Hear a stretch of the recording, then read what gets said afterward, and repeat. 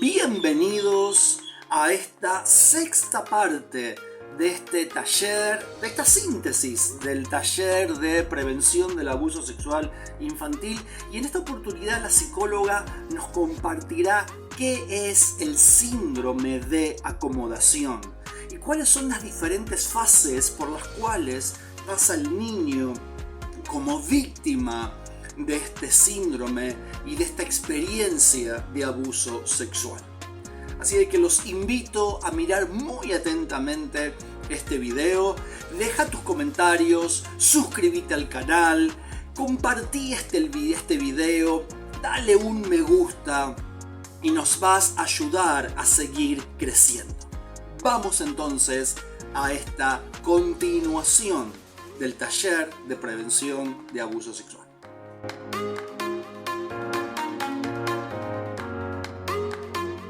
Desde otro punto de vista vamos a hablar del síndrome de la acomodación. Este psiquiatra Ronald Summit observó, dice, una secuencia característica en todos los niños abusados que consta de 5 fases. Él lo describió así, ¿no? La fase del secreto, la fase de la desprotección, la fase de la acomodación propiamente dicha, la denuncia tardía y la retractación. La fase del secreto primero.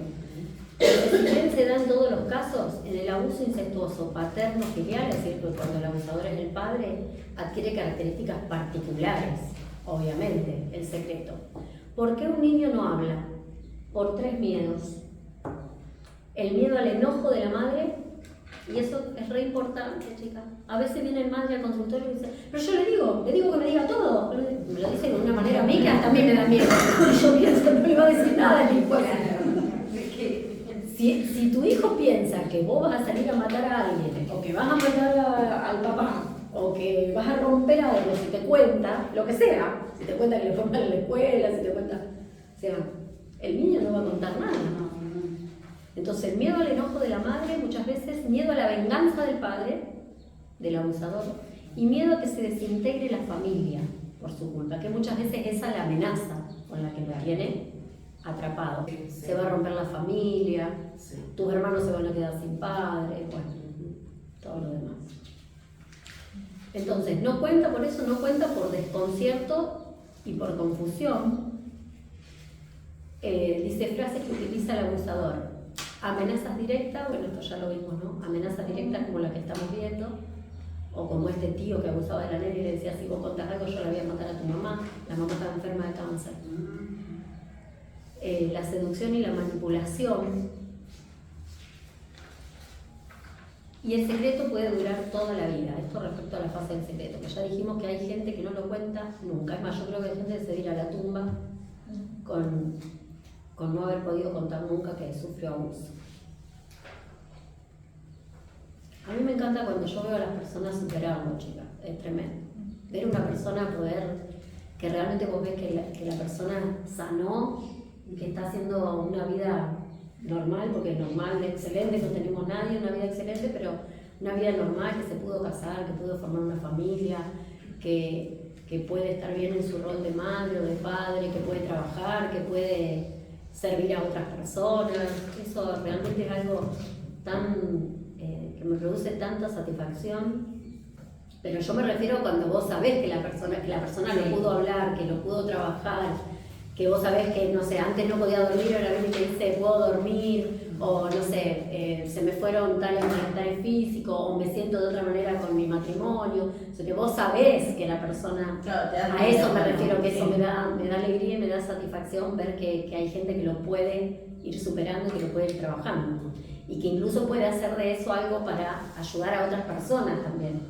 Que creo que de eso se trata, ¿no? De poder convertir lo que a uno le pasa siempre en poder revertirlo y que sea de ayuda para otras personas. Después del secreto, él dice que todos los niños pasan por la fase de la desprotección, obviamente, porque quien debe cuidarlo y protegerlo es quien abusa de él. Y esto es tremendo para un niño, que la figura que él entiende que lo tiene que cuidar es la que le está haciendo daño. Porque debe respetar y obedecer a su abusador cuando convive con el abusador. No le falté el respeto a tu padre. Y el padre es el que viene toda la noche y abusa. Y que le tiene que obedecer aparte, como autoridad. Cuanto mayor autoridad tenga el abusador sobre la víctima, mayor dependencia y mayor dificultad de hablar y hace que el abuso se reitere. Por eso es tan difícil hablar del abuso incestuoso, ¿sí? Tal vez es más fácil contar cuando es alguien que no vive dentro de la casa, que es el tío o que es el primo. A veces es más fácil hablar que cuando la persona tiene autoridad directa sobre el niño. Después viene una fase de acomodación, porque esta es lo que hablábamos hoy del entrampamiento, ¿no? Queda entrampado entre el dolor del abuso, pero también la responsabilidad de mantener a la familia unida. Hay muchos niños que asumen ese rol de ser el protector de la familia. Entonces entiende el niño, no habla porque entiende que él tiene que mantener a su familia unida. Que si él habla el papá se va a ir, o que si él habla se van a separar, o no sé. Si calla se siente culpable, pero si cuenta destruye a la familia. Entonces está en un círculo sin salida el niño. Y la única manera de acomodarse a esa situación y poder sobrevivir es estar a disponibilidad de las demandas del abusador. Es decir, no negarse. El modo de hacerlo es lo que vimos hoy, la disociación. El mecanismo de defensa de la disociación para poder soportar ser abusado y al otro día levantarte y que te lleve a la escuela, y que te dé de comer, y que salga a pasear y que se saque fotos. Después viene la fase de la denuncia tardía. Dice, la víctima habla cuando sabe que será creída y defendida. Por eso no todos hablan. Algunos hablan en terapia, otros hablan en la iglesia, otros hablan con algún familiar que se sienten en confianza, otros hablan con la madre de algún amiguito que les da confianza, o sea, cuando saben que ahí le van a creer y lo van a defender. Y generalmente, lamentablemente, ya pasó mucho tiempo siendo abusado. A veces hablan en la adolescencia cuando siente que el abusador, que ya puede desafiar la autoridad del abusador. Muchas veces los niños empiezan siendo abusados desde chiquitos y cuando llegan a la adolescencia le dicen, vos no me tocas más. Porque ahí siente realmente que tiene la fuerza como para desafiar la autoridad. Y son esos adolescentes que después todo el mundo dice que se los tilda de rebelde, ¿no? Como dice acá. Que es un rebelde, que se escapa de la casa, que se acuesta con todos los chicos, que se escapa de la escuela y que no le hace caso a los padres. Bueno, habrá que ver. Porque si bien la adolescencia es una etapa de confrontación a la autoridad, muchas veces tiene que ver con esto.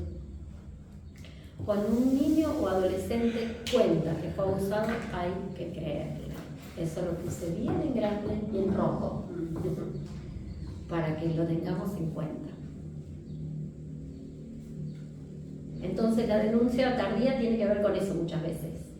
Denuncia no me refiero a la denuncia legal, sino a poder denunciar verbalmente, a verbalizarlo, a contarlo, a hacerlo público, a veces no desde el punto de vista legal y a veces sí. Esto tiene que ver con la denuncia legal.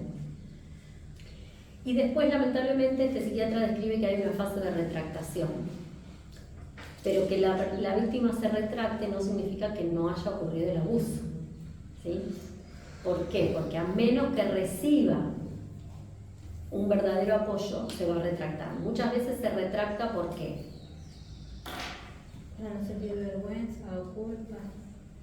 Porque muchas veces ve cumplidas las amenazas del padre, las amenazas del abusador, que el padre abandona a la madre o que la madre no le cree, o sea, todo lo que le dijeron que iba a pasar, que los hermanos sufren, todo lo que el abusador le decía que iba a pasar, lo ve cumplido. Y vuelve, como decía, a pesar más la culpa, en muchos casos, el miedo, entonces miente diciendo que había mentido. ¿Se entiende? Sí. Bueno, les conté ese caso del adolescente que lo había denunciado al tío porque el tío la violó y después ella se retractó y la madre levantó la denuncia y se retractó y dijo que no, que había mentido. ¿Pero por qué? Porque toda la familia se la había vuelto en contra. Claro. El tío era el hermano de su mamá Y eran como 7, 8 hermanos, eran un montón. Así que tenía un montón de tíos, un montón de primos, y sobre todo la abuela, que era una de esas familias bien matriarcales, y la abuela mandaba sobre todos los hijos y sobre todos los nietos, así que la abuela la tenía recontra amenazada a ella, la madre, todo, y bueno, terminaron levantando la denuncia. Estuvo preso un tiempo el muchacho por abuso y después, ahora está libre. Vamos a ver un poquito, vamos a empezar a ver los indicadores. Indicadores específicos e inespecíficos de abuso. ¿Qué cosas se pueden ver a determinadas edades? Todo lo que ustedes leen con una E es específico. O sea, si aparece esto, es seguro que hay abuso sexual. Todo lo que tiene una S es sospecha de abuso o un indicador inespecífico. Entonces, por ejemplo, en niños y niñas menores de 6 años, si hay sangrado vaginal o anal, fisuras o enfermedades de transmisión sexual, hay una excepción ahí. ¿Por qué? Porque enfermedades de transmisión sexual puede ser que se haya contagiado en el canal de parto, por ejemplo. Pero bueno, supongamos que la historia de ese niño es que la mamá no tiene HIV y el niño tiene HIV, lo más probable es que haya sido violado. Así que esos son indicadores específicos. Después, dolor al sentarse. Las infecciones urinarias repetidas, que muchas veces dicen, no, tiene otra vez infección urinaria, 3 años, otra vez infección urinaria, es de sospecha, es un indicador de sospecha. Enuresis y encopresis es que no retiene que no controla esfínteres. Orina y materia fecal. Esos son indicadores de sospecha también. No siempre están relacionados con abuso, a veces hay que descartar toda la parte orgánica, igual que en las infecciones urinarias, pero es como para tener en cuenta.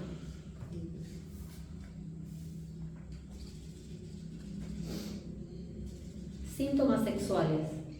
Conocimiento de conductas sexuales de adultos, masturbación compulsiva y juegos sexuales persistentes son indicadores de sospecha. Yo ahí tengo con el conocimiento de conductas sexuales de adultos tengo mi reserva. Para mí es más un indicador específico que de sospecha, pero bueno, no puede ser, o sea, no por eso solo uno puede decir que el niño está siendo abusado, pero sí son para tener en cuenta. ¿Y la masturbación? La masturbación compulsiva. ¿Quién preguntó? Yo. El caso de la nena que yo les conté, que tenía 3 años y a todo lado donde iba se ponía un banquito abajo y se frotaba, se ponía un muñeco abajo. La masturbación compulsiva es un indicador de sospecha en niños menores de 6 años. Porque hay edades donde ellos mismos... Sí, pero una cosa que por eso aclara compulsiva, que lo haga en cualquier ámbito, a toda hora, ¿me entendés? Que se le irriten los genitales de tanto frotarse con cosas. Porque sí, obviamente hay una edad que se están descubriendo y se pueden estar tocando. Pero la masturbación compulsiva, por eso también dice de sospecha, no dice que es específico, ¿sí? Pero es para tener en cuenta. Y en el caso de ser compulsiva, o sea, al hecho de que alguien lo vea, ¿lo siguen haciendo naturalmente? Sí. Sí, por eso, porque esa nena todos los juegos que hacía era ordenar los muñecos para masturbarse con los muñecos, ordenar la sábana para masturbarse con la sábana, lo hacía delante de todos, en un cumpleaños. Era muy evidente. Porque cuando están en la etapa de descubrimiento, alguien los ve y se tapa, Claro, deja de hacerlo. Exacto. Bien. Síntomas sociales, como miedo a los hombres o a un hombre en particular, también es de sospecha, porque puede ser por otra cosa. Son indicadores de sospecha: el aislamiento, la desconfianza y el rechazo al contacto físico que antes aceptaba. ¿Sí? Antes no tenía ningún problema y ahora de pronto, recuerden que estamos hablando de niños pequeños, ahora de pronto no quiere que lo toquen, no quiere que lo abracen, no quiere que lo toquen cuando lo bañan. Entonces esos son indicadores de sospecha, inespecíficos. Y síntomas conductuales: conductas regresivas, como por ejemplo, no usaba más pañales, empieza a usar pañales de nuevo, no usaba más chupete, quiere el chupete de nuevo, dormía solo, no quiere dormir solo de nuevo. Indicadores de sospecha, tampoco quiere decir que sí o sí están siempre relacionados con abuso. A veces nace un hermanito chiquito y entonces quiere hacer todo lo que hace el hermanito, quiere usar pañales de nuevo, también es una conducta regresiva, pero que no tiene que ver con abuso. Las perturbaciones en el sueño, como decíamos hoy, también son indicadores de sospecha. La falta de alimentación repentina o sin explicación, el miedo a que lo desnuden o lo bañen, ¿sí? Hasta ahí son indicadores de sospecha. Ahora, entre los 6 años y los 12 años.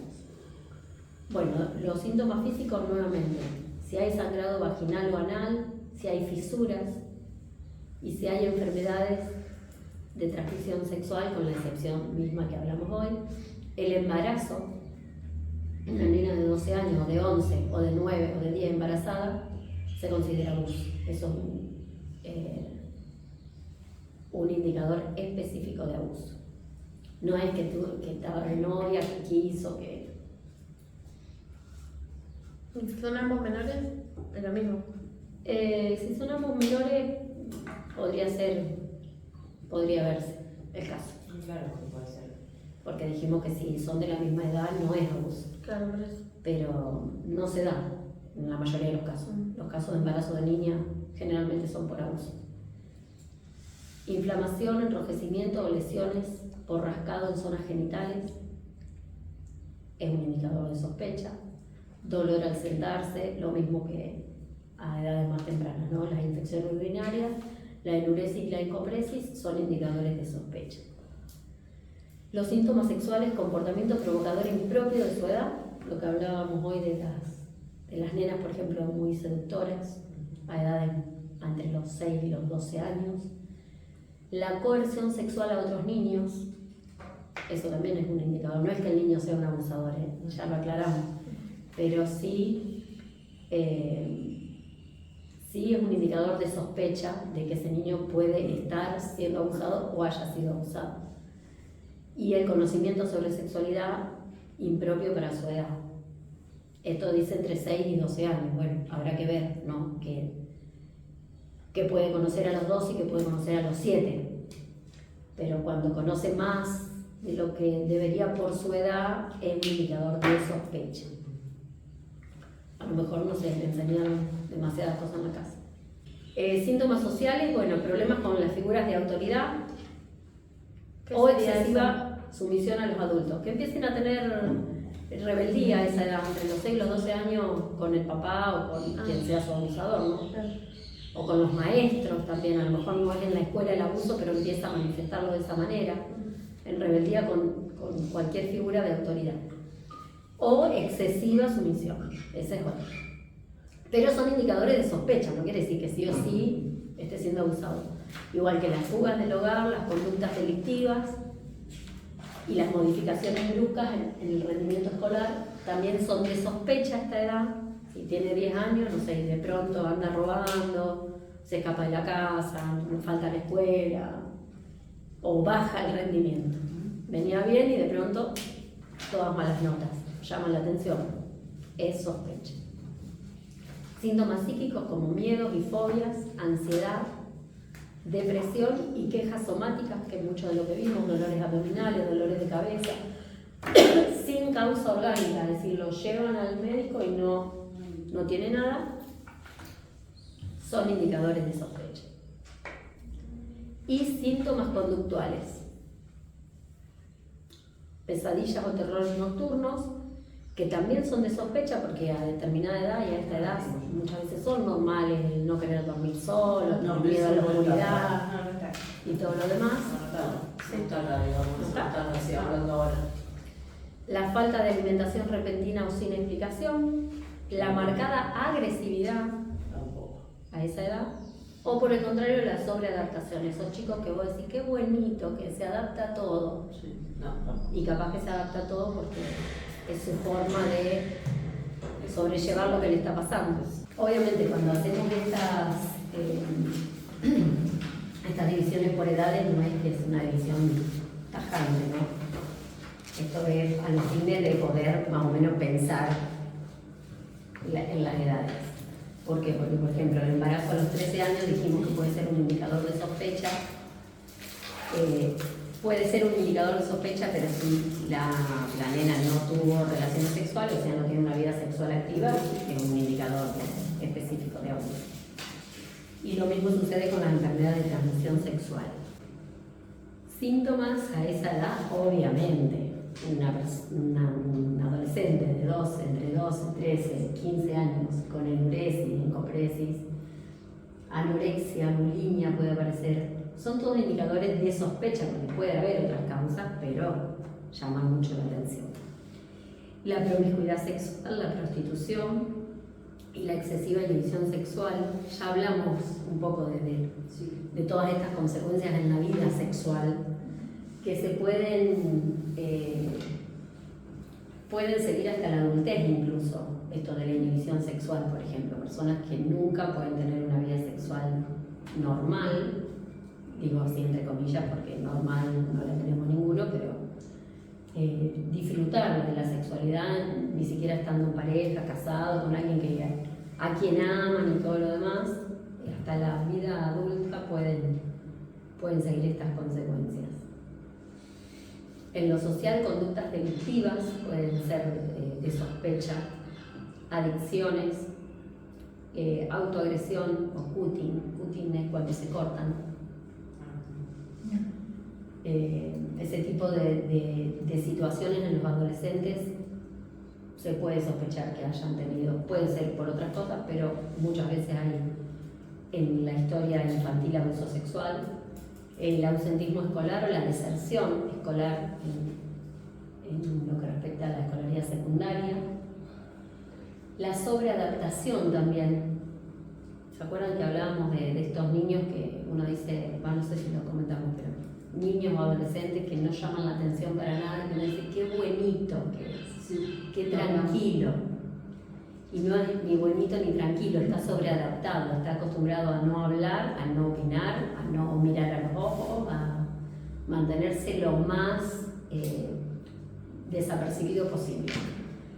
Y nosotros a veces nos llama la atención, entonces tampoco, porque las relaciones humanas son un ida y vuelta y un feedback, entonces cuando alguien no me llama la atención, solemos dejar de prestar la atención también.